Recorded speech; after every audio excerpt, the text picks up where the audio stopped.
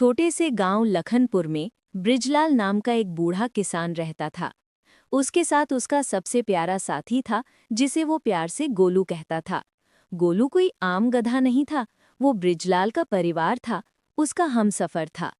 उम्र की मार से अब खेत में काम करना उसके लिए मुश्किल होता जा रहा था। हाथ कांपते थे, सांस फूल जाती थी, मगर गोलू हमेशा उसके पास खड़ा रहता था। एक दिन सुबह सुबह उसका पुराना दोस्त फागू आया। अरे बृजलाल, अब तो तू बहुत कमजोर पड़ गया है। शहर में तेरा बेटा सुनील है, उसको बुला ले। अकेला कब तक सब संभालेगा? बृजलाल ने मुस्कुराकर कहा। अरे भागू, वो शहर की चकाचौंध में खो गया है। उसे गांव की मिट्टी की खुशबू भी याद नहीं। मैं हूँ गोलू के साथ, एक दूजे का सहारा है हम। गोलू एक तरफ खड़ा ही ये सब सुन रहा था और अपनी लंबी गर्दन हिलाकर जैसे कह रहा हो, हाँ मालिक, मैं हूं ना। दिन यूं ही बीतते रहे।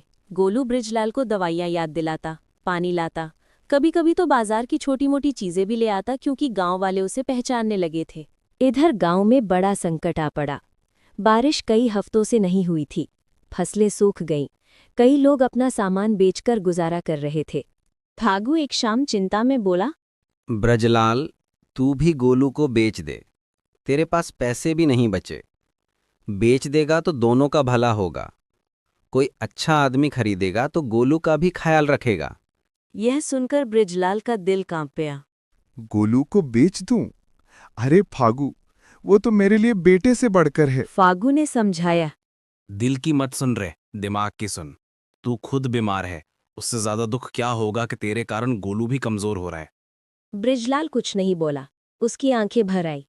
उसी समय गोलू अनाज की बोरी लेकर लौट आया। वो थका हुआ था, कमजोर था, लेकिन उसके चेहरे पर हमेशा की तरह वही प्यारी सी मुस्कान थी। गोलू को देखकर बृजलाल ने मन ही मन तय कर लिया, चाहे दुनिया कुछ भी कहे, मैं गोलू को कभी नहीं छोड़ूंगा।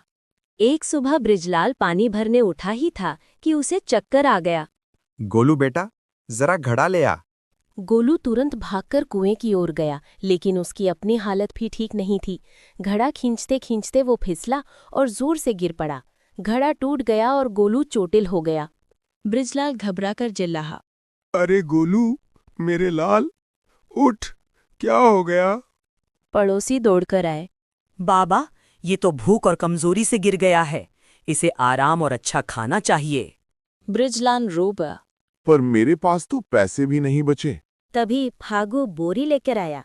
ये लो, पहले गोलू को खिलाओ, पैसे बाद में देना। तुम्हारे ना होते हुए भी ये तुम्हारा सहारा बना रहा। अब इसकी बारी है। धीरे धीरे गोलू संभल गया, लेकिन फागू ने उसी दिन शहर में फोन कर सुनील को बुला लिया। अगले दिन सुनील आया। उसने अपने पिता की हालत देखी, घर की हालत देखी और गोलू की हालत भी, लेकिन उसके मन में अभी भी गुस्सा था। पिताजी, आपने मेरे भेजे पैसे इस गधे के पीछे खर्च कर दिए। खुद को देखिए। बृजलाल शांत आवाज में बोला। बेटा, तू दूर था। मेरे बुढ़ापे में गोलू ने मेरा हाथ पकड़ा। तू भी होता तो शायद मैं उसके जितना शिकायत ना करता। सुनील कुछ कह नहीं पाया। दिन बीतने लगे। धीरे धीरे सुनील को गोलू की सेवा, उसकी निष्ठा, उसका अपनापन महसूस होने लगा। वो गोलू को खाना देता, उसे सहलाता और देखता कि कैसे वो हर वक्त उसके पिता की देखभाल कर रहा था। एक रात बृजलाल की दवा अचानक खत्म हो गई और बाहर तेज बारिश। सुनील बोला, पिताजी, सुबह ले आऊंगा, अभी बाहर जाना ठीक नहीं। लेकिन गोलू ये बात सुन चुका था। वो चुपचाप बारिश में भीगते हुए रात के अंधेरे में दवा लेने निकल गया। सुबह जब सुनील उठकर आया तो देखा गोलू दरवाजे के पास सोया पड़ा है और उसके गले में दवा की थैली बंधी है। सुनील की आंखें भर आईं। इतनी रात को, इतनी बारिश में सिर्फ पिताजी के लिए? बृजलाल भी कांपते आवाज में उन्हें। देखा बेटा, यही है मेरा असली साथी। सुनील भावुक होकर बोला, पिताजी, अब मैं भी आपके साथ रहूंगा और गोलू की देखभाल मैं खुद करूंगा।